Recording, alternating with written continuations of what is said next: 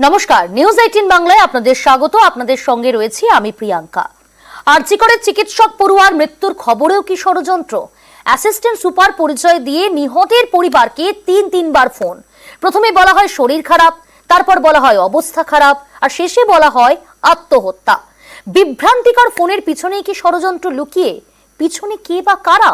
Viral অডিওয় উঠছে প্রশ্ন। ওর একটু শরীরটা খারাপ হয়েছে, আপনারা কি একটু আসতে পারবেন ইমিডিয়েট?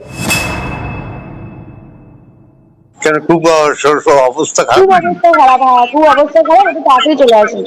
কি হয়েছে না সেটা বলো না। ওটা তো ডাক্তার বলবে, আপনি একটু তাড়াতাড়ি চলে আসুন এখানে। আপনি কে বলছেন বলুন তো? আমি অ্যাসিস্ট্যান্ট সুপার বলছি, আমি ডাক্তার বলছি না। উনি সুসাইড করেছেন হয়তো, বা কিছু মারা গেছেন। অ্যাসিস্ট্যান্ট সুপার পরিচয় দিয়ে ফোন করা হয় আরজি করের ডাক্তারি পড়ুয়ার বাড়িতে। প্রথমে বলা হয় শরীর খারাপ, তারপরে অবস্থা খারাপ, শেষমেশ বলা হয় আত্মহত্যা। এই অডিও ভাইরাল, যা শুনে অনেকেরই প্রশ্ন, ডাক্তারি পড়ুয়ার মৃত্যুর খবরেও কি তাহলে ষড়যন্ত্র? মেয়েটা এতদিন ধরে যে স্বপ্ন নিয়ে এগিয়েছিল সব তো ধুয়ে গেছে, সাফ হয়ে গেছে, কিছুই তো নেই। আর আজকেও সেই বৃহস্পতিবার, যে বৃহস্পতিবারে মেয়েটা আমার ঘর থেকে বেরিয়ে গেছিল, আর সে ফিরে আসেনি। তাই আমাদের যে কতটা দুঃখ সেটা আমরা তো কাউকে বলে বোঝাতে পারবো না। যদি বিচার পাই একটু দুঃখ কমবে, এটাই আমার মেয়েটার আত্মাটা একটু শান্তি পাবে, এটাই আমাদের আশায় বসে আছি। আর কি করবো, আমাদের আর কিছু করার নেই। গত 9 আগস্ট সকালে আরজি করের চেস্ট মেডিসিন বিভাগের মহিলা চিকিৎসকের দেহ উদ্ধার হয়। খুন ধর্ষণের ঘটনার অভিযোগের তদন্ত করছে সিবিআই। এরই মাঝে বৃহস্পতিবার প্রকাশ্যে নিহত পরিবারের সঙ্গে এক মহিলার কথোপকথনের অডিও। আরজি করের অ্যাসিস্ট্যান্ট সুপার পরিচয় দিয়ে 3বার ফোন করেন এক মহিলা। 3বার 3 রকমের তথ্য দেওয়া হয়। ওর একটু শরীরটা খারাপ হয়েছে, আপনারা কি একটু আসতে পারবেন ইমিডিয়েট? কেন কি হয়েছে কি? ওর শরীরটা খারাপ, আমরা ভর্তি করাচ্ছি ওকে, আপনি কি ইমিডিয়েট একটু আসতে পারবেন? কি হয়েছে কি সেটা বলবেন তো? সেটা তো ডাক্তাররা বলবে আপনারা এলে। আমরা আপনার নাম্বারটা জোগাড় করলাম, করে জানালাম যে বাড়ির লোক হিসেবে আপনারা একটু তাড়াতাড়ি আসুন। কি হয়েছে সেটা বলো না তুমি। শরীরটা খারাপ, ভর্তি হয়েছে হসপিটালে। ওর কি জ্বর হয়েছে? আপনারা একটু আসুন, জলদি চলে আসুন। কেন খুব অবস্থা খারাপ? খুব অবস্থা খারাপ, হ্যাঁ খুব অবস্থা খারাপ, একটু তাড়াতাড়ি চলে আসুন। কি হয়েছে না সেটা বলো না। ওটা তো ডাক্তার বলবে, আপনি একটু তাড়াতাড়ি চলে আসুন এখানে। আপনি কে বলছেন বলুন তো? আমি অ্যাসিস্ট্যান্ট সুপার বলছি, আমি ডাক্তার বলছি না। ডাক্তার নেই হবে কেউ? আপনার মেয়েকে আমরা এমার্জেন্সিতে নিয়ে এসেছি, আপনারা আসুন, এসে যোগাযোগ করুন। ওর কি হয়েছিল কি? ও তো ডিউটিতে ছিল। আপনারা জলদি চলে আসুন, যতটা তাড়াতাড়ি পারবেন। উনি সুসাইড করেছেন হয়তো, বা কিছু মারা গেছেন। পুলিশ রয়েছে, আমরা হসপিটালে সবার সামনেই রয়েছি, ফোন করছি। 3বার ফোন, একবার এক এক রকম তথ্য, এ নিয়েই উঠছে প্রশ্ন। নিহত ডাক্তারি পড়ুয়ার বাড়িতে এমন বিভ্রান্তিকর ফোনের পেছনে কি রকম ষড়যন্ত্র? মৃত্যুর খবরে ষড়যন্ত্রের পেছনে কে বা কারা? যেটাই হয়ে থাক না কেন, শুরুর দিকে যে কলেজ অ্যাডমিনিস্ট্রেশন ঘটনাটিকে লঘু করার চেষ্টা করেছে, কিছুটা ধামাচাপা দেওয়ার চেষ্টা করেছে, এটা তো আজকে সামনে চলে এসছে। হ্যাঁ, তাহলে এটা কারা করলো, কেন করলো, এটা তদন্ত করে শাস্তি দেওয়া হবে, এটাই বলা। এটা তো একটা মেইন ফ্যাক্টর, যে কারা শুরু থেকেই চেষ্টাটা করেছে ধামাচাপা দেওয়া, তথ্য প্রমাণ লোপাট করা, এটা ধরতেই হবে, নাহলে তো বিচার আসবে না কখনো। তাদেরকে কেন এখনো ধরা হচ্ছে না? তারাও তো সমানভাবে দোষী। আমি আরজি কর বলছিলাম। আচ্ছা আপনারা আসছেন তো? হ্যাঁ একদম আসছি। কেমন আছে শরীর? আপনারা আসুন, আসলে কথা হবে। আসুন আরজি কর হসপিটালে আসুন, আমাদের এই চেস্ট ডিপার্টমেন্টের এইচওডি স্যারের কাছে আসুন। কয়েকটা অডিও ক্লিপও কিন্তু ভাইরাল হচ্ছে, যেখানে কিছু কথোপকথন আছে। তো আমরা আগে যা বলেছি এই অডিও ক্লিপগুলো কিন্তু সেটাকেই প্রমাণ করে দিচ্ছে। পুলিশ কল করে কখনোই বলেনি যে এটা সুইসাইড। গত 14 আগস্ট আরজি করের চেস্ট মেডিসিন বিভাগের প্রধান জানান, দেহ উদ্ধারের পর হাসপাতালের নন ডক্টর অ্যাসিস্ট্যান্ট সুপার নিহতের বাড়িতে ফোন করেন। যে ফোনটা করা ছিল পরিবারের লোককে, এটা অ্যাসিস্ট্যান্ট সুপার ফোন করেছিলেন। অ্যাসিস্ট্যান্ট সুপার, এই একজনটা কে? অ্যাসিস্ট্যান্ট সুপার, তার নামটা বোধহয় খুব সুচরিতা। আপনারা কখন জানতে পারলেন? সকাল 10:53 এখান থেকে ফোন করা হয়েছে অসুস্থ আছে। তারপরে আমরা বেরিয়ে আসছি, তখন আমরা বারবার ফোনে চাপতে বলে সুইসাইড করেছি। এখন বলেছি মুখ দিয়ে রক্ত বেরিয়ে গেছে। অ্যাসিস্ট্যান্ট সুপারি কি ফোন করে বিভ্রান্তিকর তথ্য দিয়েছিলেন, কিন্তু কেন? এর পেছনে কি রকম ষড়যন্ত্র, কে বা কারা রয়েছেন এর পেছনে, উত্তর খুঁজছেন তদন্তকারীরা। নিউজ 18 বাংলা। আরজি করে চিকিৎসককে ধর্ষণ খুন, আর এই ইস্যুকেই হাতিয়ার করে পথে নেমেছে বিজেপি। আক্রমণ করছে তৃণমূলকে, এর জবাব দিতে এবার পথে নামছে তৃণমূল কংগ্রেসও। মমতা বন্দ্যোপাধ্যায়ের নির্দেশ মতো ব্লকে ব্লকে তারা প্রচার করবে। প্রচারে তুলে ধরা হবে মহিলাদের জন্য তৃণমূল সরকার কি কি করেছে, নিশানা করা হবে বিজেপিকেও। আমি ছাত্রছাত্রী সমাজকে বলবো, আপনারা আগামী শুক্রবার কলেজের গেটে গেটে ফাঁসির দাবিতে, আন্দোলনের দাবিতে ছাত্রছাত্রীরা আন্দোলন করবেন। আমি আমাদের ব্লক প্রেসিডেন্টদের বলবো, সাথে ছাত্র যুব মহিলারাও থাকবে। শনিবার দিন সব ব্লকে ব্লকে মিছিল হবে, মানে 31শে আগস্ট ধর্ণা হবে, মিছিল করে ধর্ণা হবে। শনিবার হাফ ছুটি, তাই বেলা 2টো থেকে 6টা পর্যন্ত ধর্ণা হবে, মিছিল হবে সব ব্লকে। বুধবার দলনেত্রীর নির্দেশ, বৃহস্পতিবার তৃণমূল কর্মীদের কাছে পাঠানো হলো দলীয় নির্দেশিকা। আরজি করে মহিলা চিকিৎসককে ধর্ষণ খুন নিয়ে তোলপাড় গোটা দেশ। রাজ্যের বিভিন্ন প্রান্তে এখনো চলছে প্রতিবাদ। এই ইস্যুকে হাতিয়ার করে তৃণমূল সরকারের বিরুদ্ধে সুর চড়াচ্ছে বিরোধীরা, যার জবাব দিতে এবার পথে নামছে তৃণমূল। শুক্রবার কলেজে কলেজে ছাত্রদের জমায়েত, শনিবার ব্লকে ব্লকে মিছিল এবং অবস্থান কর্মসূচি, রবিবার প্রতি ব্লকে মিছিল এবং ধর্নায় বসবে তৃণমূলের মহিলা ব্রিগেড। একতরফা একটা অর্গানাইজড একটা বাজে ক্যাম্পেন আমাদের বিরুদ্ধে আসছে, যেখানে সারা দেশে এই ধরনের ঘটনা ঘটছে। তো সেই সময় আমি আমার সাধ্যমতো বা আমরা কয়েকজন আমরা সাধ্যমতো চেষ্টা করেছি। ন্যায় বিচারটা দেওয়ার দায়িত্ব এখন সিবিআই এর, তাই বলে যা ইচ্ছা বলে যাওয়া হবে, সারা ভারতের দিকে কেউ তাকাবে না আর শুধু তৃণমূলকে বলে যাবে আর আমরা মুখ বুজে সহ্য করব, এ হয় নাই কখনো। বাড়ি বাড়ি গিয়ে তৃণমূলের নেতা কর্মীরা প্রচার করবেন, বলবেন আরজি করের ঘটনাকে হাতিয়ার করে বিরোধীরা ভুল বোঝাচ্ছে। গ্রামে গ্রামে এই দায়িত্ব সামলাবে তৃণমূলের মহিলা সংগঠন। নারী নিরাপত্তায় তৃণমূল সরকার কি কি করেছে সেটা প্রচার করা হবে। লক্ষ্মীর ভান্ডার, কন্যাশ্রীর মতো প্রকল্পের কথাও তুলে ধরা হবে। আরজি করের ঘটনায় তৃণমূলের অবস্থান সবার কাছে স্পষ্ট করতে হবে। সবাইকে বোঝাতে হবে তৃণমূল বিচার চায়, দোষীর ফাঁসি চায়। এও বলতে হবে আরজি কর নিয়ে রাজনীতি করতে চাইছে বিজেপি। সাংসদ, বিধায়ক, নেতা সবাইকে নিজেদের এলাকায় নিয়মিত প্রচার এবং জনসংযোগে জোর দিতে হবে। প্রতিনিয়ত যে এই এত ফেক ভিডিওস ইত্যাদি বেরোচ্ছে বিজেপির, এই সমস্তটা পোস্ট করে আরো যাতে ব্যাপ্তি ঘটুক পুরোদমে সকলেই নেমেছে। নির্বাচিত প্রতিনিধি বলুন, ব্লক সভাপতি বলুন, যারা পদাধিকারী বলুন, অর্গানাইজেশনাল এবং প্রশাসনিক স্তরে যারা রয়েছেন এবং নির্বাচিত প্রতিনিধিরা, প্রত্যেকেই বলা হয়েছে, মোটিভেট করেছে যে ভালো করে এইগুলো নিয়ে প্রচার করুন।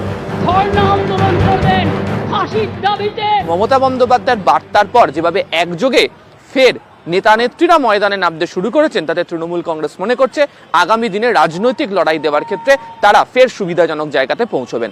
ক্যামেরায় কুণাল চৌধুরীর সাথে আবির ঘোষাল, নিউজ 18 বাংলা, কলকাতা।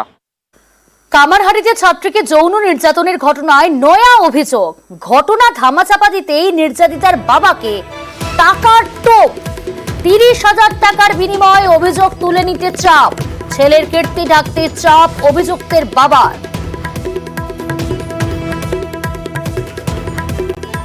बाबा समझ में तो ठीक बा। अब पाछी के बोले रहे कि पैसा 10-20 हजार पैसा लगी तो हम तो दे सके, हमको पैसा ना चाहिए। हम लोग गरीब बनी जा, हम लोग इज्जत से मरे जा, पैसा के ऊपर उड़ी बोल रहा है। हमने हमको पैसा हम जब बोले तो पैसा उसा लेके दफा माने यही बात। हाँ, हमने हम लोग इज्जत के प्यार में नहीं जाते, निमक तो दिखाइए घर में डालिए। সুবীর রয়েছে টেলিফোন লাইনে। সুবীর, এ তো একেবারে নয়া, অবশ্যই চাঞ্চল্যকর অভিযোগ, যেখানে নির্যাতিতার বাবাকে টাকার টোপ দেওয়া হচ্ছে। অভিযুক্তের বাবার বিরুদ্ধে কি ব্যবস্থা নেওয়া হলো?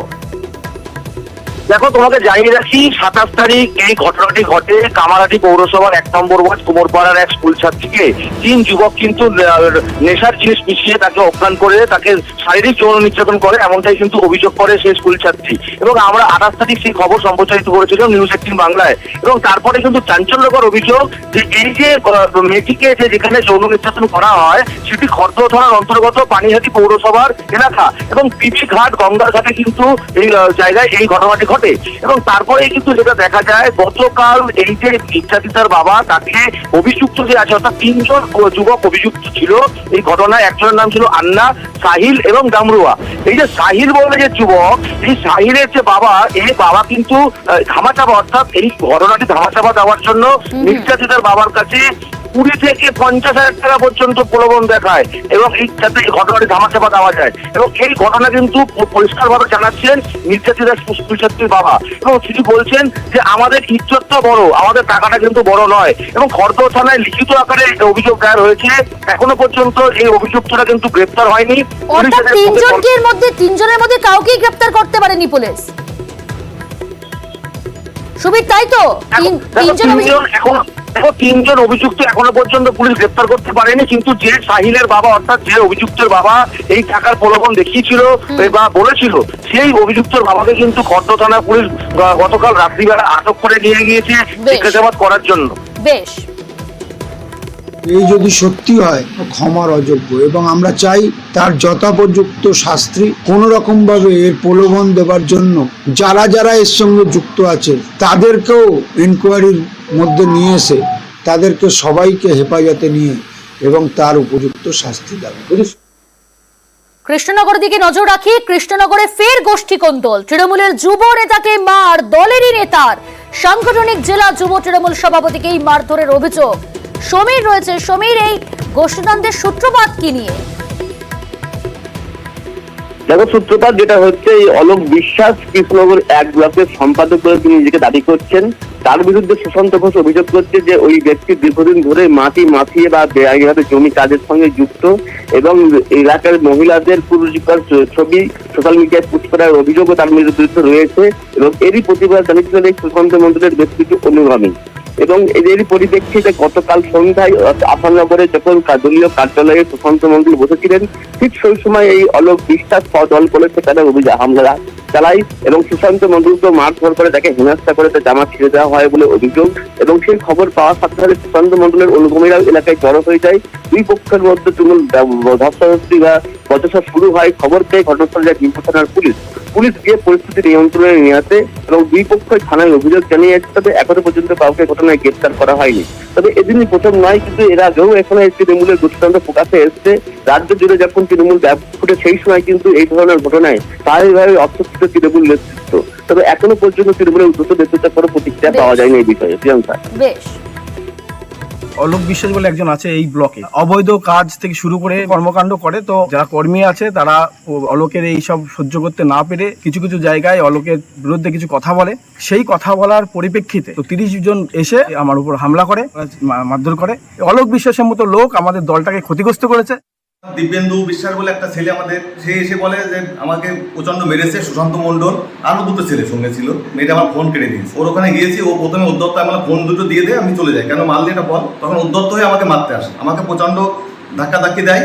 তারপরে আমিও একটা ওকে ধাক্কা দিয়েছি। পুলিশ এসে আমাদের ঠেকিয়ে দেয়, আমাদের চলে এসে তারপরে এসে আমার এখানে এসে ওরা ভাঙচুর করে। পাইপ চুরিতে বন্ধ জল প্রকল্প, গোয়াল পুকুরে অবাধে জলের পাইপ চুরি। গ্রামবাসীরাই চুরি করছেন জলের পাইপ। জল সমস্যা মেটাতেই উদ্যোগী সরকার, কাজ শুরু জল জীবন মিশন প্রকল্পে। পাইপ চুরিতে ধাক্কা খাচ্ছে উন্নয়নের কাজ।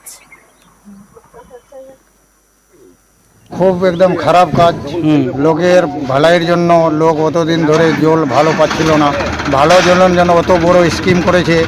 আমাদের জন্য পাইপের এখানে মানে ব্যবস্থা বা ভালো একটা জলের ব্যবস্থা করতে চলেছে সরকার, কিন্তু আমাদের এখানকার জনগণ যে আমরা পাবলিক, আমরাই মানে এগুলোকে করে দিতে পারছি না।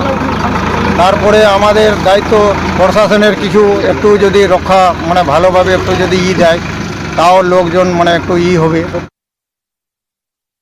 পাইপ আমরা মানে চুরি হয়ে যাচ্ছে, দিনেও চুরি হচ্ছে, রাত্রেও চুরি হচ্ছে। সেটা আমরা মানে আয়ত্তের বাইরে হয়ে গেছে।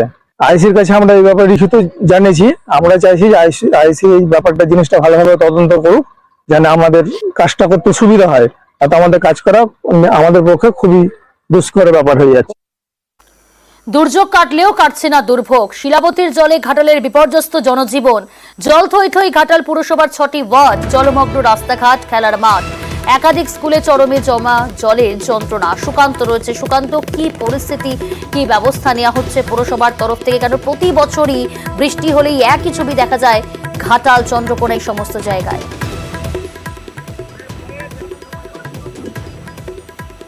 সুকান্ত, শোনা যাচ্ছে? খুব সম্ভবত যোগাযোগ বিচ্ছিন্ন হয়েছে আমাদের প্রতিনিধির সঙ্গে। আপনাদের জানিয়ে রাখবো যে এখনো পর্যন্ত চন্দ্রকোনা রাজ্য সড়ক, সেখানেও কিন্তু হাঁটু জল। সুকান্ত রয়েছে। সুকান্ত, প্রতি বছর বৃষ্টি হলে একই ছবি ঘাটাল সহ চন্দ্রকোনা বিভিন্ন জায়গায়, এবং শুধু তাই নয়, ঘাটাল পুরসভা বিভিন্ন ওয়ার্ড জলমগ্ন। পুরসভার তরফ থেকে কি বলা হচ্ছে, কি ব্যবস্থা নেওয়া হচ্ছে? দেখো প্রিয়াঙ্কা, পৌরসভা এবং প্রশাসনের তরফ থেকে নজরদারি রাখা হয়েছে, কিন্তু প্রশাসনের পক্ষ থেকে অর্থাৎ ঘাটালের মহকুমা শাসক পরিষ্কার জানিয়েছেন বৃষ্টির জলে এই প্লাবিত হয়েছে, কারণ শিলাবতী নদীর জল বেড়ে ঘাটাল পৌরসভার প্রায় 6টি ওয়ার্ড, শুধু 6টি নয় প্রায় 12টি ওয়ার্ডে সেই ওয়ার্ডগুলিতেও জল ঢুকতে শুরু করেছে, কিন্তু জল খুব বেশি বাড়ার সম্ভাবনা নেই বলে প্রশাসন সূত্রে খবর। কিন্তু এলাকার মানুষ যেটা বলছেন যে দুর্যোগ কেটেছে, কিন্তু দুর্ভোগ তাদের বেড়েছে। তারা দুশ্চিন্তায় আছেন, কারণ যদি আরো বৃষ্টি হয় তাহলে কিন্তু এই জল বাড়বে এবং আবার তাদের ভোগান্তির শিকার হতে হবে। এখনো পর্যন্ত 6টি ওয়ার্ডের বিস্তীর্ণ এলাকা প্লাবিত, নিচু এলাকার রাস্তাগুলি ডুবে গিয়েছে, নৌকো ডিঙি করে চলছে পারাপার। শুধু তাই নয়, প্রাথমিক স্কুলগুলি, বেশ কয়েকটি স্কুল, সেই স্কুল, খেলার মাঠ, সেগুলি জলে প্লাবিত হয়েছে, বন্ধ রাখা হয়েছে খুদেদের পঠন পাঠন। শিলাবতী নদীর জলের তবে বাড়ার সম্ভাবনা খুব কম বলে প্রশাসন সূত্রে খবর। এখনো পর্যন্ত ঘাটাল পৌরসভার 6টি ওয়ার্ড প্লাবিত। প্রিয়াঙ্কা, বেশ।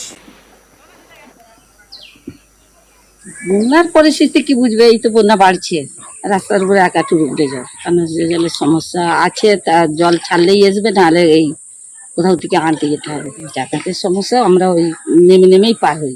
এবারে ওঠে একটা বন্যা পরিস্থিতি বলা যাবে না, কারোর বাড়িতেই জল ওঠেনি। আমরা চাতাল থেকে শুরু করে সমস্ত জায়গায় পরিদর্শন করেছি, এবং যেটা আসার কথা, জলস্তরটা কমছে। এই যে জলটা জমা হচ্ছে, এটাও কমে যাবে। আমরা নজর রেখেছি যাতে করে সাধারণ মানুষের স্বাভাবিক জীবনযাপন চালু রাখতে পারে। লার্ভিসাইড ছড়ানো, গাপ্পি মাছ ছাড়া এই কাজগুলো আমরা বেশি করে করবো, জোর দিচ্ছি, যাতে করে নতুন করে ডেঙ্গু পরিস্থিতি না সৃষ্টি হয়।